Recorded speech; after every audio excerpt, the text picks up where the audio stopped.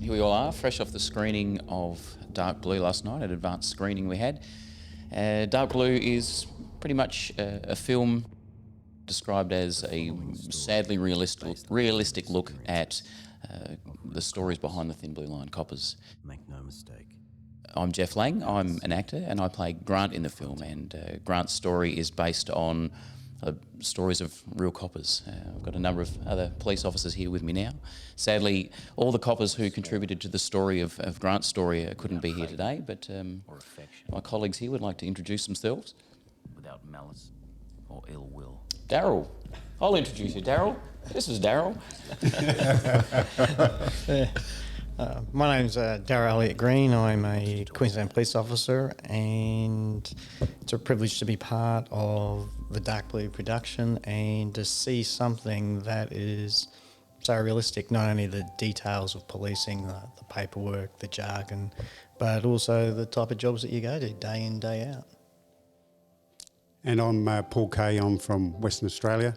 I'm a senior constable there, and it's this journey's been a privilege to represent all the guys in the West and all police officers. So the screening last night was very humbling. Last but not least, my name's Alex Grimaldi. I'm a serving detective from South Australia. It's been a pleasure and an honour to be part of this project, which has been a long time coming. And after seeing the preview last night, I think we finally achieved that first step into mental awareness for our serving police officers. With the future aspirations of looking after us all. So it's good to be part of it. The whole project is about breaking down stigmas and getting people talking about mental health and suicide prevention. It's in this industry, it's taboo to talk about it. Well, it has been historically. We don't talk about mental health.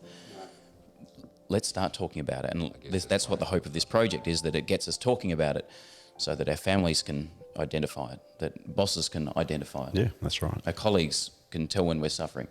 And that's the thing, as I said before, it's if we can stop. Unfortunately, last year we had a couple of police officers that took their own lives, commencing duty. And if we can stop that happening, that's the success. It's not about us. It's about that conversation and helping our colleagues when they're at their worst. Realise that it's okay not to be okay. Yeah, absolutely. Interesting here, my partner in the film, played by Peter Shannon, mentions that my mother said never marry a police officer, and that's direct from my story. My wife's mum said never marry a cop. She didn't. She married a salesman, and it was a couple of years in the marriage. I said I want to be a cop, and I never forget her at the sink. She burst into tears. So.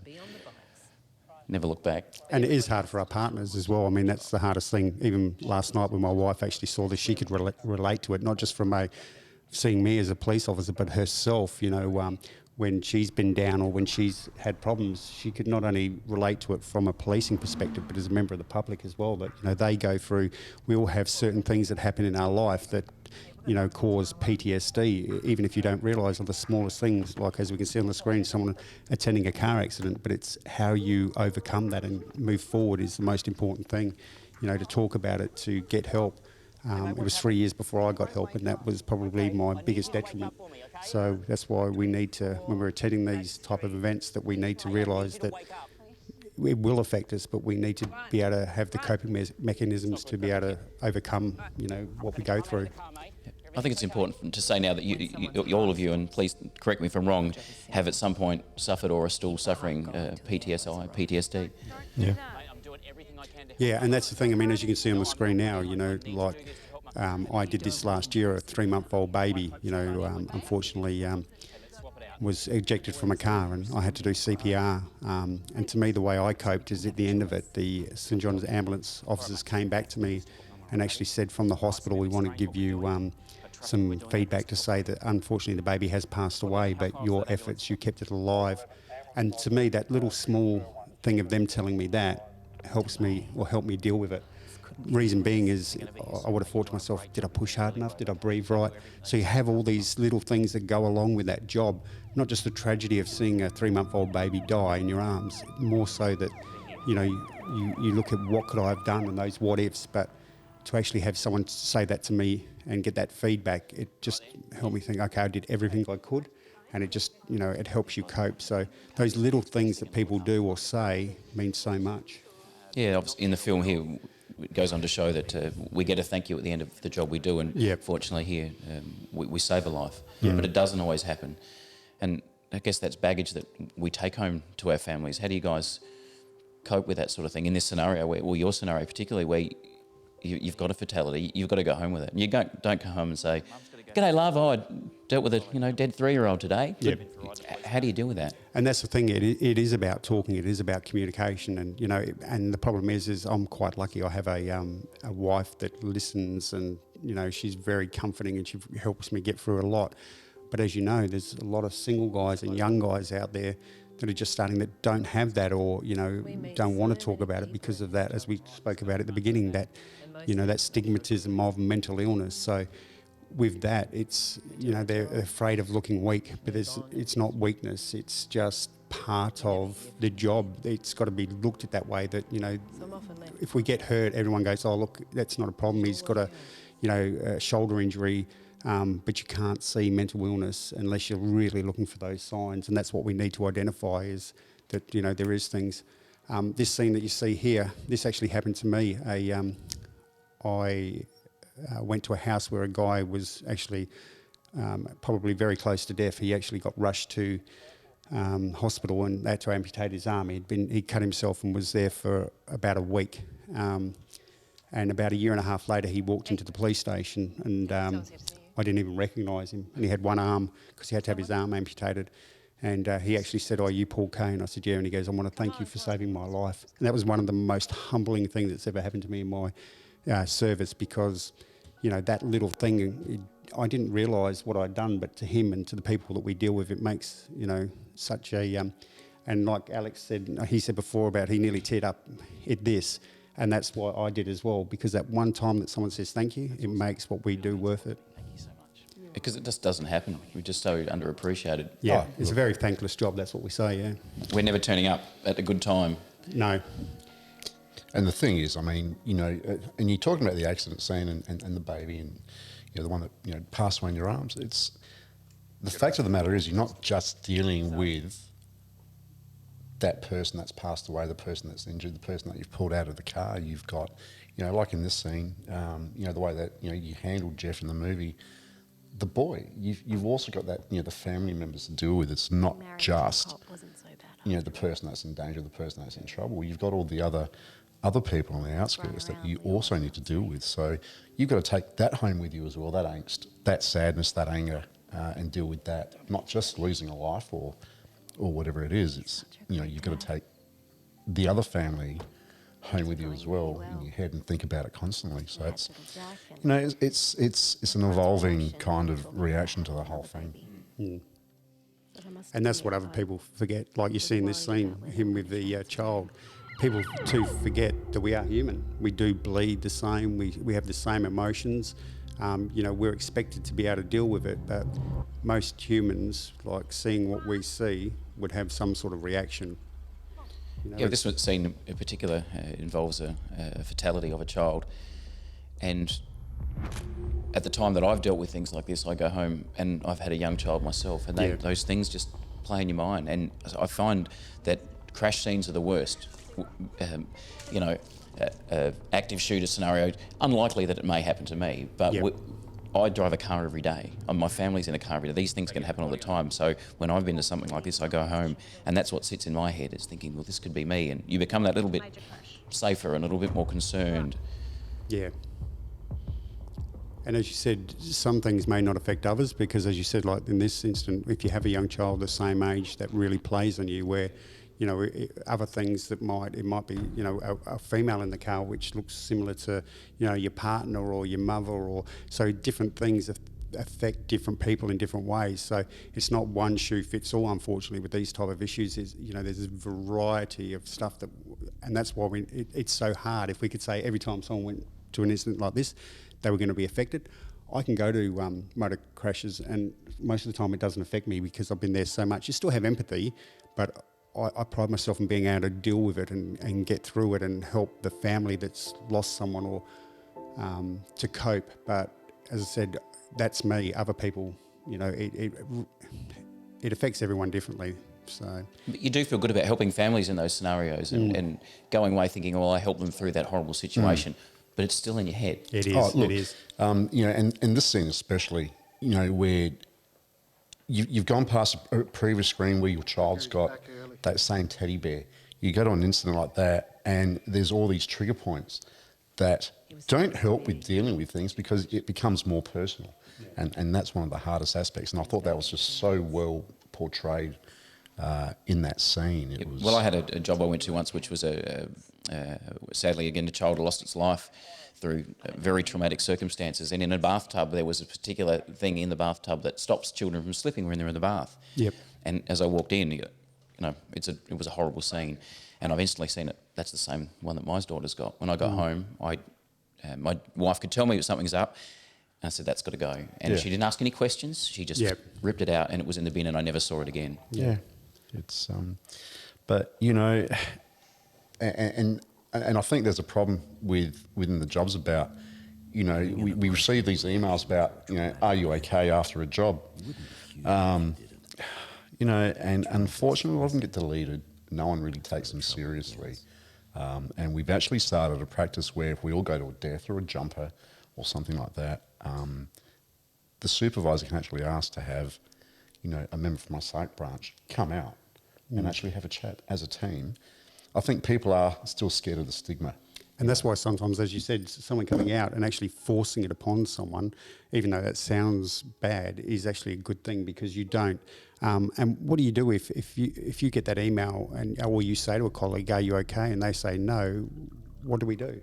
It's one of those questions that, like I was talking about earlier on to some of you know, if someone says to you, like we always do, when you say hello to someone, they say, oh, how are you going? We just instantly say, yeah, fine. And that's what we do because, as you know, we all put on that poker face or that police face and we just move on, trying not to show weakness. But it isn't weakness, but that stigmatism, like you saw earlier on, those two colleagues that walked past, you know, sort of sneering at him. You get that. I must admit, in WA Police, it's got a lot better. You know, we are breaking down those barriers, but that's what this whole thing about is. There is still some guys that just don't realise that, you know, and it could happen to them. They, you know, that's what I was like. Like here we see, obviously, you know, the actor or Jeff having nightmares, and you know, people don't realise that broken sleep and that it's how it can start. So, you know, they don't realise that, you know, that tomorrow they could go for a traumatic incident like what happened, obviously with you, mate, you know, and 1 minute that, you know, you're fine, and then the next minute, you know, with what happened to you, and the traumatic thing about being shot is that from there, you know, beforehand you might have gone, well, it's not going to affect me, and then suddenly it does, like what happened with me, it does affect you, and then you're like, oh, I get it, I get where these guys are hurting. So it can come on suddenly, you know, sometimes there isn't those signs. And that's what we've got to be able to realise ourselves, that it might happen to us. And there's a good chance that it will, but how we cope with that is the key. And that's what, you know, this is all about. See this scene here, Karen is identified that something's up. You know, what are you dreaming about? She knows that something's wrong. So that something's wrong. How do we get our partners talking to us? Yes. Yeah. Or, I mean, this is about getting people talking about it. But I guess it's, as coppers, we're strong. Nothing's wrong. Yeah, we don't want that's our it. wife to think that we've got a crack. Yep. So do we crack? Should we be honest? Should we say that I we're think struggling? we should. I think we should. I mean, you know, it took me, maybe 2 years to come out and say to my wife, I'm just not coping. You know, you're fighting every day. You're coming home, you're yelling at the kids. You're not spending time with them. You're disappearing. You know, you start doing all these irrational things. Like this, yelling. This is part of my story. You and me both. I think all of us sitting on the couch have probably experienced this, and this sort of hit home last night. You know, watching the son going, shit, that was me, and that was my wife, and it was because I wasn't talking to her. It was because everything that she said to me was wrong. Everything I said felt wrong. So you know, if you're not, you know, if you can't open up to your partner. I don't find when you're yelling. Sometimes I'm yelling, and we're having these kinds of fights, and as the words are coming out, I think to myself, I'm going too far here. Yeah. But you don't this stop. This isn't right, but you've got to get it out, and it's your way of getting it out. Exactly. But if we could, maybe if we talk about it more at work, we don't take it home. And that's the problem. But what we don't realise is we're actually being selfish in one way as well, because your partner is obviously, what have they done wrong really? They're trying to help you, and we're the ones getting upset or showing these signs. So if we don't deal with our own stuff, we then, as my wife said, I was her rock for years, and then suddenly when I had my incident, I broke down. She had to pick up the pieces. She had to look after the family, because I was broken physically as well. She had to look after the house, all those extra stresses on her. We've got to realise that, we may be hurting, and sometimes we're blind to it, but, we put that stress onto our partner. So, they're the ones that normally trying to help us. So we've got to realise that if we don't help ourselves, it affects our family, not just your partner, but your mother, your children seeing you going through that. So it's not fair on them either. Port 10. Port 10, go ahead. Port 10, we're on a 603 at 664, bring my right back. What about you after your incident, Daryl? Did you have offender contact, or have you had your offender contact since? Sorry, say that again, Jess? So since your incident, have you had offender contact since? Yes, it was after the first reconstruction over 20 months. I went back to a task force Argos, which is an internet team that investigates online pedophilia. So I went from one extreme to another. So I have some other. That affected me in a way that I didn't expect. I didn't realise actually. So I was interested in IT. I went back, worked in Argos, dealing with child exploitation materials, pedophiles, executing warrants. And I've gone to the UK to visit my brother, and he's got 2 young boys.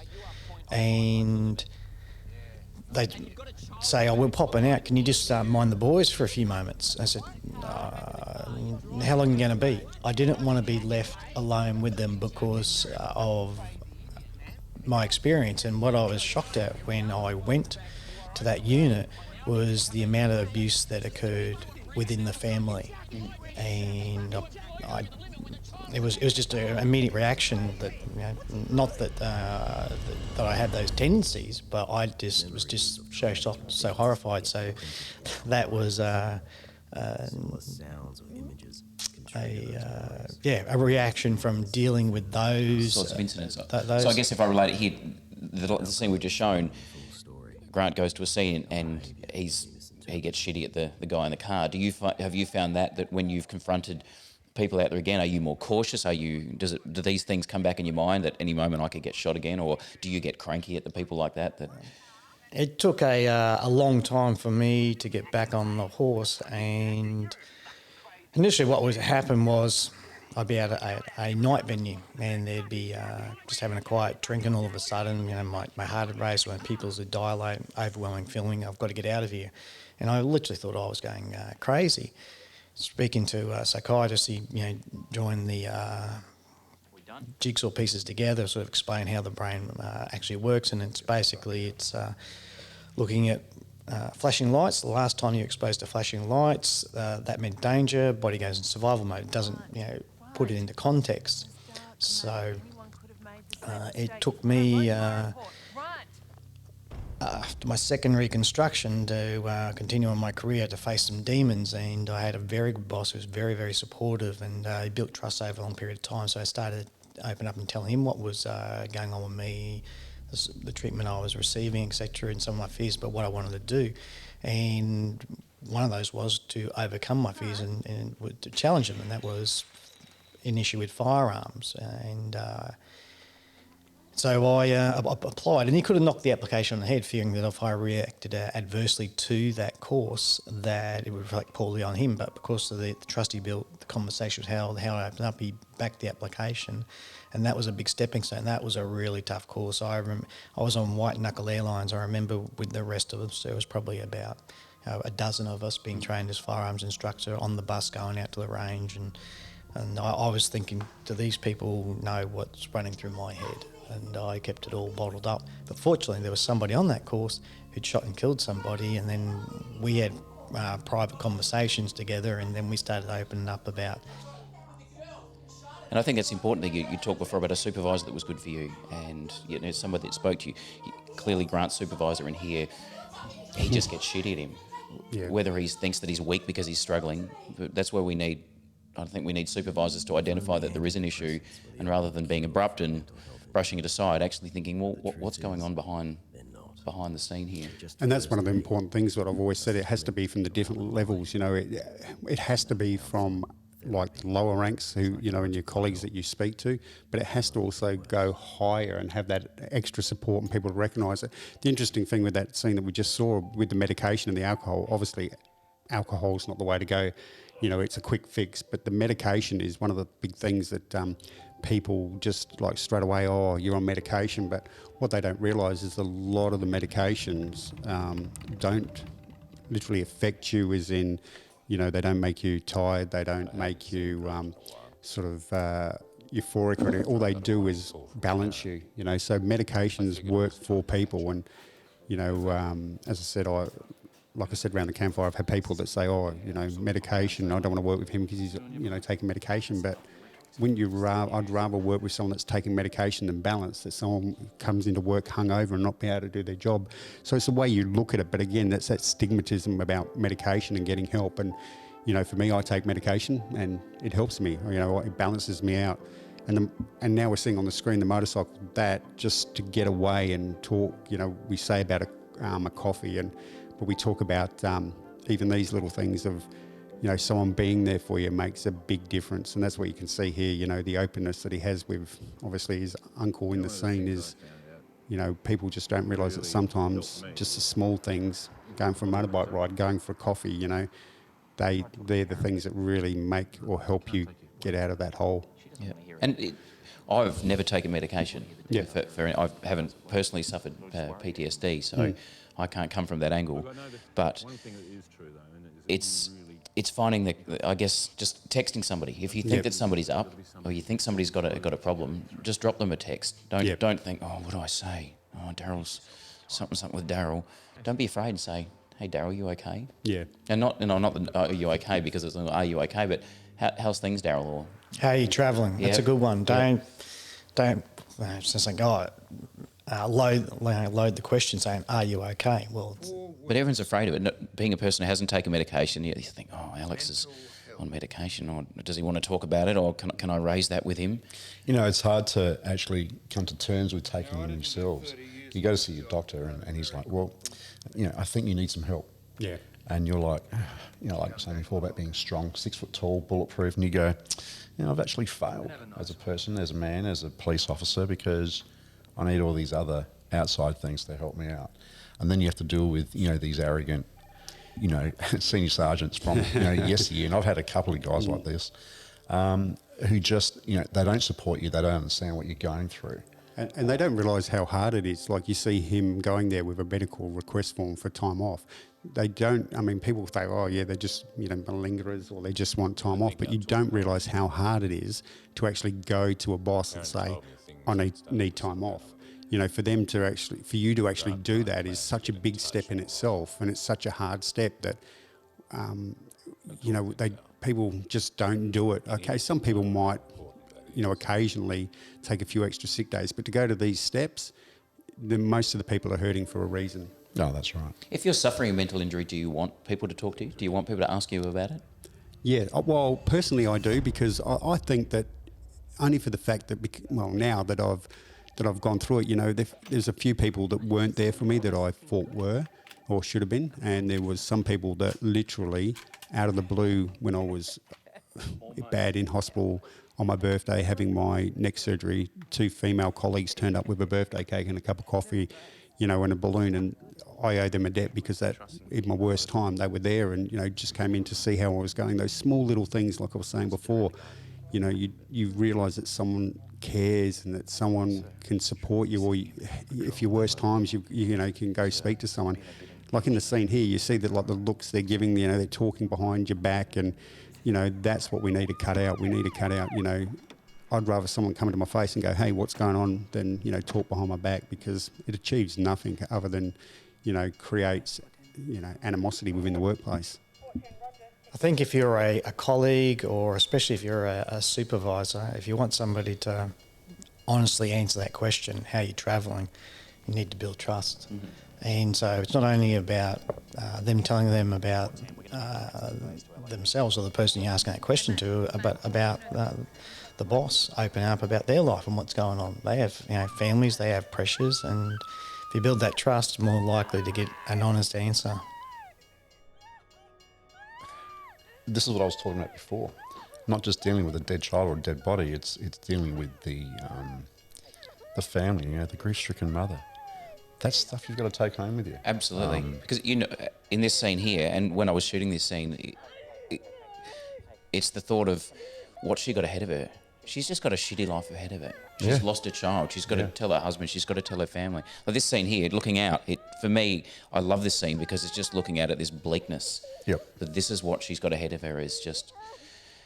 So it's the families. And that's the thing that you go home and you think about that. You don't just put the gun away and take your uniform off. You lay there in bed at night and think about you go home with what's that. she feeling tonight. No, this is exactly right, and I think that's one of the things. I mean, okay, we're all expected to deal with dead bodies, assaults, rapes, whatever, but it's dealing with those other outside things like the family and things like that.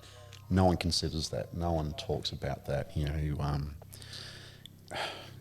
So And here we go again. Like I just like to punch these guys, but that's my own thing. But like with this, as I said, asking someone if they're okay is fine. We've just changed something in Western Australia where we actually will ring the person up on the day, and then we'll ring them up. Our health and welfare will ring a few weeks later to have a one-on-one chat, which is good.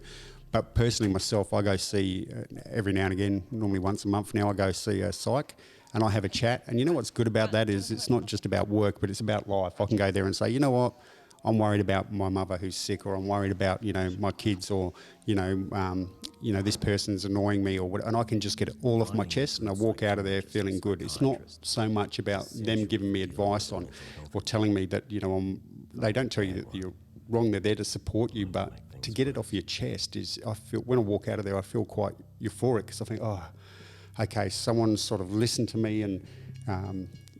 You just get it out of your system, and then next month and you can sort of deal with it then and there, rather than, like I said, I waited 3 years before I got help, and that's why it took me a little while, and probably while my PTSD came on, because I didn't do anything about it at the time, and that's what we need to teach the new guys coming in, or the guys that that have been in the job for a while, is that it will affect you, but you need the coping mechanisms of how to deal with it.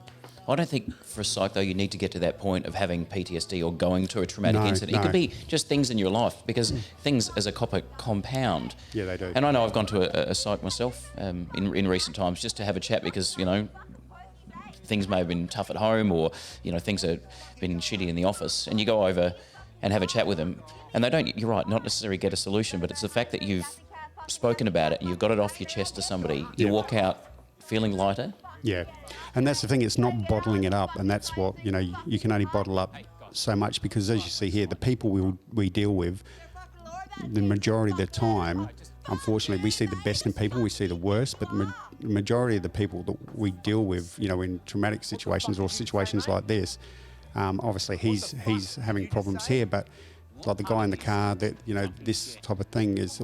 Most of the time, we aren't dealing with the worst times with rational people. So as soon as something happens and confronting like this, we go into that defensive mode and that, that sort of mode. So it's, as you said, to talk to someone, before you get to this sort of thing and putting yourselves in harm's way is what we need to address. Shut the fuck up! You don't tell her to shut up. And we're often going to jobs as well when our head's full of a fight at home, our own family member that may be suffering from cancer or whatever it may be. So you go to these jobs and people expect you to be at your absolute best. Yeah. And it's like just recently I had a incident where a guy was just going off his trolley, and he was just, like this guy, basically he was in a car, he was an alcoholic, he was driving down the road, it's about his third time of being caught. We stop him, his vehicle rolls back, nearly smashes into a police car, runs my partner over. So I get him out of the car, and because most of my injuries come from a headbutt, when I was putting him in the car, he was fighting and I had handcuffed him, but he went to move forward, and like to headbutt me again. So I put my arm across his chest, and then he straight away, oh, you've assaulted me or whatever. Well, no, I was protecting myself because I've been in that situation. But what they don't realise is the person you're dealing with is that you don't know them. You don't know what they're capable of. You've had similar incidents that have occurred, so you're protecting yourself. But some people may think that's going over the top, but it's not. I mean, I never assaulted him as in punching him or whatever, but to hold him down because I know that I could get that injury again. So people see things, from an outside perspective with cameras and look, but you've got to look at the whole story and, the reasons why police actually do things. We don't go out to, assault people, but we need to look after ourselves because at the end of the day, we have to go home as well. Do you think the general public en masse have an understanding of what's in our head? No, and that's why I think what we're doing here in this project is so important, that it's not just for police officers to realise when they're having problems, but to educate the public of, the things we see and the things we do. We are human, we do bleed, and you need to realise that, we look at things at a different perspective. Like when we pull you over, we want to pull you over in a certain place to be tactical. People keep driving and they park in places, and it's just simple things like that we do things to protect ourselves because we don't know who we're dealing with, but they have no idea, I think, unless you see what we see. If people could see the visions that I have of every crash that I've gone to and every dead body that I've seen, I don't think anyone would speed. They wouldn't. So, and then you start doing this. Please tell me if none of you have ever done this, if you yelled at somebody. Yeah. I can't say that. Probably once a day. Yeah. I don't think you need to have PSD or traumatic incident to yell at. And who cops yell it the at most? some Your knuckle. kids. Your kids cop it the Oh, most. yeah. We destroy their Lego. And my kids are older now, and they go, Dad, you really did treat us like shit. And I've gone, yeah, I know I was wrong, and I admit it, and I apologise for it. And you talk about the antidepressants. So I'm no longer on them because apparently I'm 100% fine, so that's great. But, my kids started referring to them as happy pills, which... Oh, everyone does, yeah. But it's sad to hear that from your own kids. It's like, Dad, you're getting grumpy, you need your happy pills. And I've gone, yeah, okay, so... But what was really interesting about that is the actual cup flowing over, because that's what happens, when you get to that point. That's what I thought. I don't know if that was the intention or what the reason it was written in, but the bucket was full. Yeah, it is, and that's what happens. People don't realise is that their bucket, they might have to deal with, like a bill or getting a speeding ticket or having an argument with their wife, and they fill up their cup and they can empty it. With us, ours gets so full with everything that we see, everything that we do, everything that we go through, that eventually you can only take so much, and it's how we then learn to cope to drop that down. So when incidents like this happen, you can sit back and sort of react to it in a rational way rather than let your emotional brain take over, which obviously happens here, which is human. Look, I don't think anyone that would watch this that would know that this guy has just raped a baby would have any sympathy for him, but we still have to look at the fact that, we shouldn't let ourselves get to their level.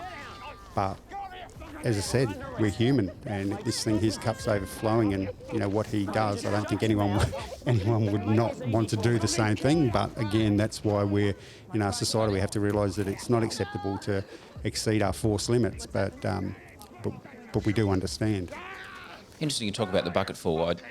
My workplace in the last few months, a lot better now, had been quite stressful because of a number of things that got on, and I wasn't sleeping, and I was cranky, and I was doing the Lego kick, things along that line, fighting at home. Yeah. But when I was office people, I was chatting with them, and they're, how's things? I've never been so stressed, and the bucket's full at the moment. I just can't take any more. Yep. But people just go, okay, and walk away.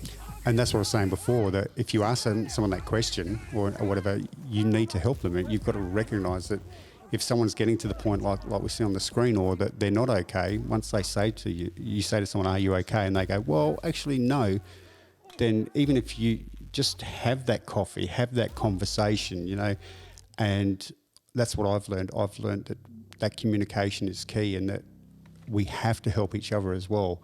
I mean, if one of my colleagues, hurt themselves and I did nothing and just went, oh, okay, and walked away, I don't think I could live with myself. And that's why, again, this senior sergeant that you want to punch, that's exactly what he's doing. And, I've got a senior sergeant that, one of the guys that unfortunately took his own life last year. He was his boss, and it affected that senior sergeant so much that he said it's never ever going to happen again. And he's a nice bloke, and but he feels that guilty where he shouldn't. But at the same time, what were his colleagues doing? And with that incident, unfortunately, you couldn't see it coming whatsoever. But when you do, and you do see those signs, not to act is worse than anything that that I can think of that the copper could ever do himself. So what are we wanting this film to achieve when it gets out there? What? You look at this, and we're talking about managers. It comes down to an education process. Yeah, it's great for our mates and our colleagues to. We work with them; they know us. Okay, if I'm in a car with you for 8.5 hours a day, you're going to know what that person's about and how they react.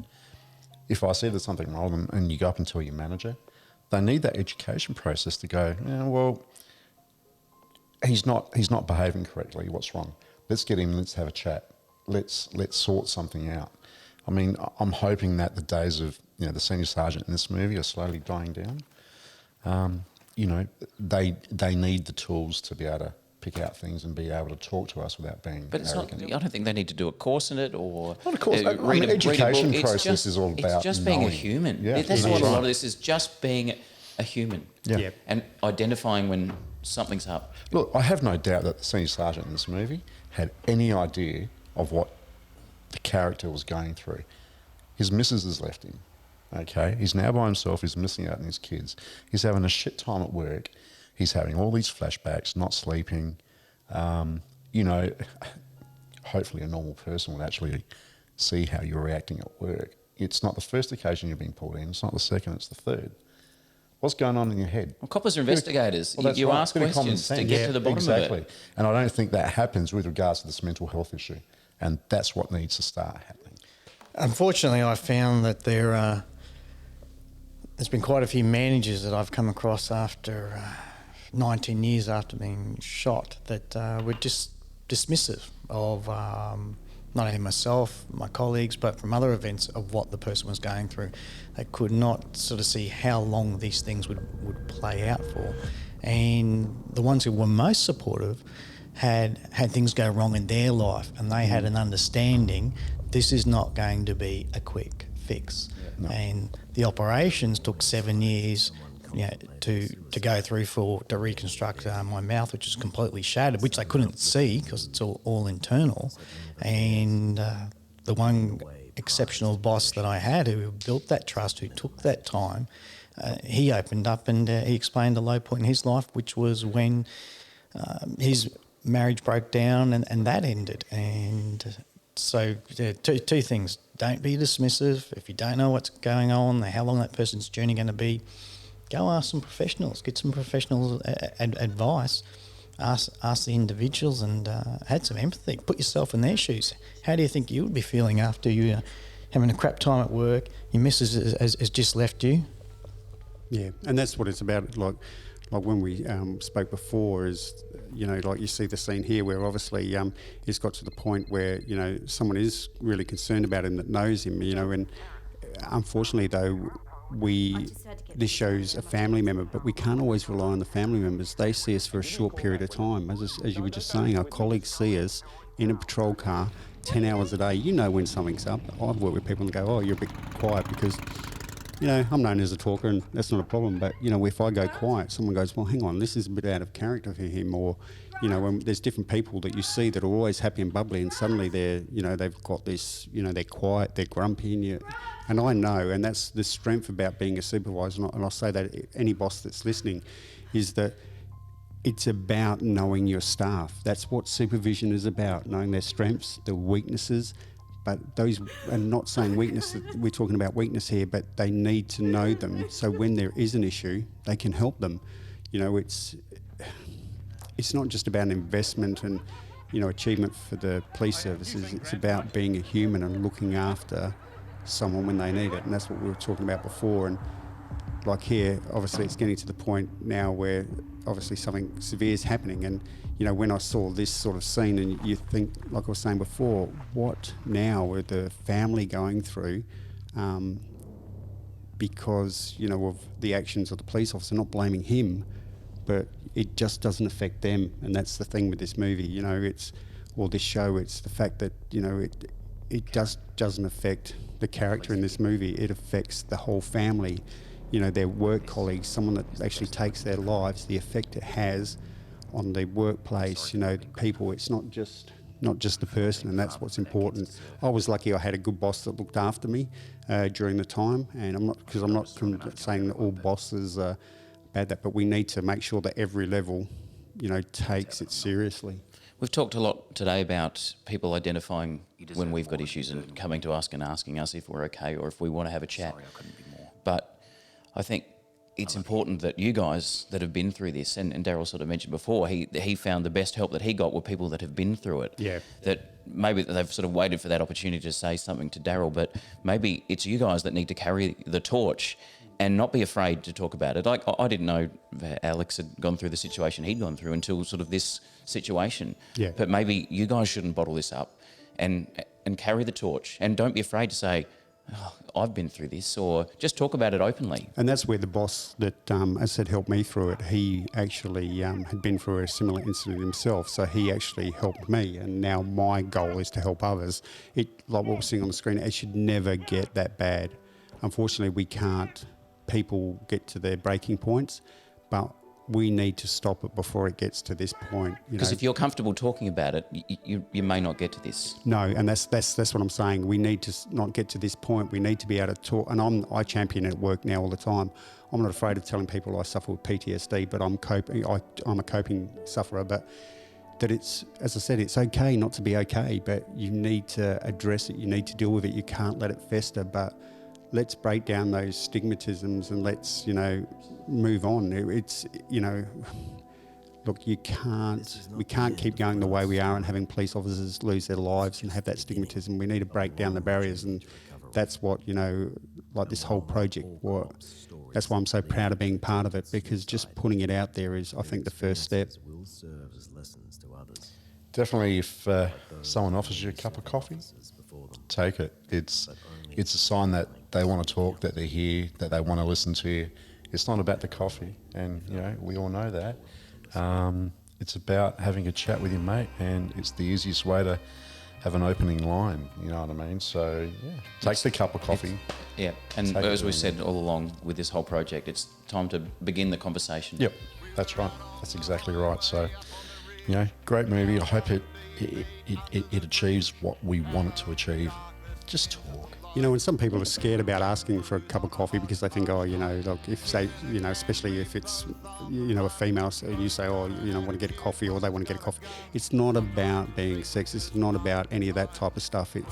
It's about starting that conversation. You know, if you're afraid of that, go buy someone a coffee. Say, hey, come on, I'll go buy you a coffee, or, you know, let's go make a coffee. You know, if you're afraid of that whole, you know, oh, because you're saying, oh, go make me a coffee because they're a female, or, you know, or someone else. It's not about that. It's about that go make a coffee is let's go have a conversation, you know, and that's what's important. So you need to break down those barriers, but at the same time, there's different ways of skinning a cat. And, you know, even what I found really hard, and what people don't realise you talk about, and we said it, you know, 10 foot tall and bulletproof. We're not. We put on that persona, but we're human. Well, thank you guys for sharing your stories to make Grant's story. This is hopefully going to be a game changer. Yeah. Well, I hope people realise that, and I thought initially I was going crazy, but I've since learned, you know, that mental health issues from trauma has been around since the dawn of time. My sister-in-law bought me a book, Shell Shock, and we've learned after the First World War, the Second World War, the Korean War, the Vietnam War, learned all this knowledge about mental health, trauma, and after those wars went away, we've sort of forgot about it, and so this has been pushed under the carpet for, you know, decades in policing, and many people have suffered when that help was available. And you know, you're not weak, you're just being human. So if this gets people to reach out, you know, to seek help for themselves, or them to ask, how are you travelling, and them being open, honest, and... Yeah. You guys are family just as much as our family at home. Yeah, so that's right. Let's look after our family. And the thing is, you know, like, this is the pioneers behind this, you know, I mean, the Police Federation actually doing that Piper Films, John Schumann, you know, that what they've achieved or what we're achieving here is just groundbreaking.